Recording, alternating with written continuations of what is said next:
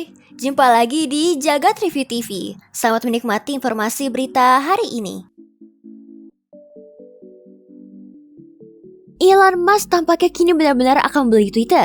Setelah mengajukan tawaran dan mencoba untuk membatalkannya, sepertinya Musk tak punya pilihan lain. Bahkan dia akan membeli Twitter sesuai dengan tawaran awalnya, yaitu 54,20 US dollar per saham. Tawaran tersebut sudah resmi diajukan Musk ke Securities and Exchange Commission atau SEC Amerika Serikat. Dengan demikian, proses pembelian akan sangat sulit untuk dibatalkan lagi. Pihak Twitter juga sudah mengonfirmasi kabar tersebut dan membenarkannya. Sebelum pengajuan itu, Twitter dan Musk diketahui sudah menuju ke pengadilan untuk membatalkan pembelian usai ia menuding bahwa 20% pengguna Twitter adalah bot. Bersamaan dengan mencuatnya kabar bahwa Elon Musk dipastikan akan membeli Twitter, harga saham Twitter pun langsung naik tajam. Apakah drama hukum ini hanyalah settingan untuk menaikkan harga saham? Entahlah, hanya Elon Musk yang tahu.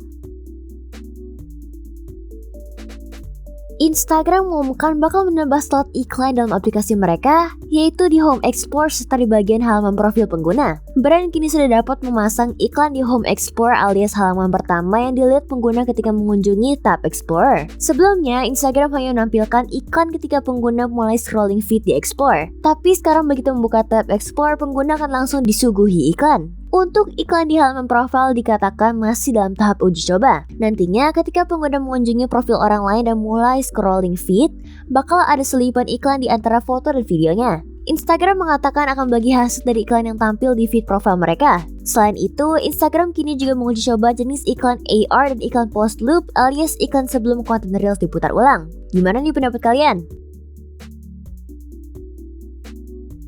Walau belum ada pengumuman resmi dari pihak Qualcomm, terdapat kabar bahwa peluncuran Snapdragon 7 Plus Gen 1 ini akan dilaksanakan dalam waktu dekat. Chipset ini dirumorkan punya 3 cluster yang mirip dengan Snapdragon 7 Gen 1, tetapi akan memiliki clock speed yang berbeda. Selain itu, chipset ini juga dikabarkan akan diposisikan sebagai chipset yang hampir mendekati performa Snapdragon 8 Gen 1 dan diperuntukkan smartphone kelas menengah premium. Snapdragon 7 Plus Gen 1 ini sendiri disebut akan diumumkan resmi pada 15 November mendatang bersama dengan Snapdragon 8 Gen 2.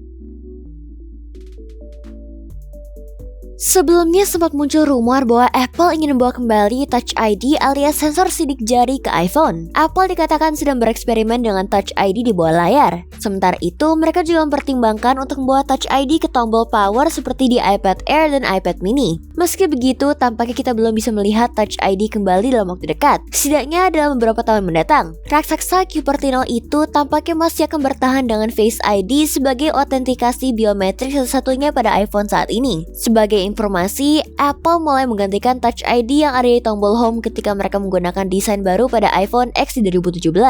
Tombol home dihilangkan dan metode autentikasi pun beralih menggunakan Face ID, kecuali untuk seri SE.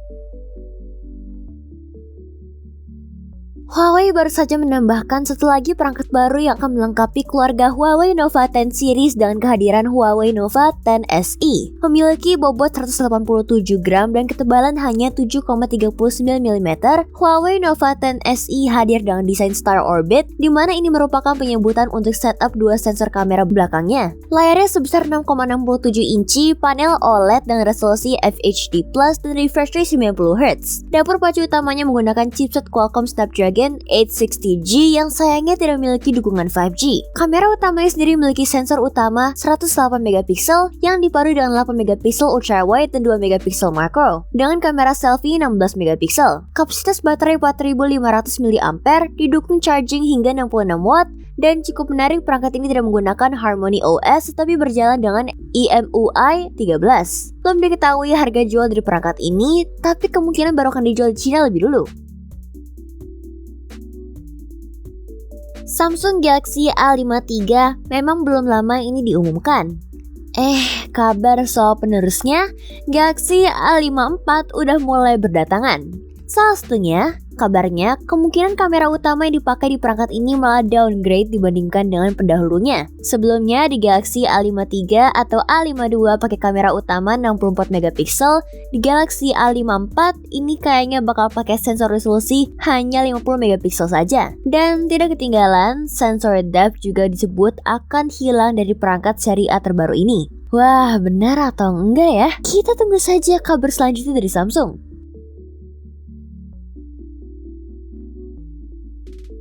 Jadi, gimana menurut kamu berita hari ini? Ingin selalu up to date dengan informasi teknologi terkini?